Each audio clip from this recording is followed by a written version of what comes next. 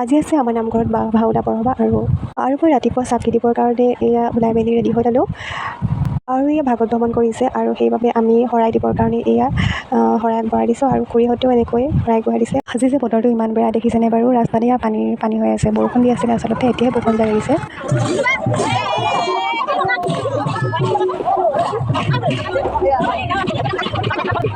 উষা কীৰ্তনত সেৱা কৰি এয়া নামঘৰলৈ চাকি দিবলৈ আহিছোঁ। লগত আহিছে মোৰ ভণ্টি আৰু মই। আৰু এয়া নামঘৰ পালোহি, এয়াই হৈছে আমাৰ নামঘৰ আৰু ইয়াতে চাকি জ্বলাবলৈ দিয়া হৈছে। আৰু এয়া দেখিছেনে বাৰু, দিহানাম গাই আছে এতিয়া।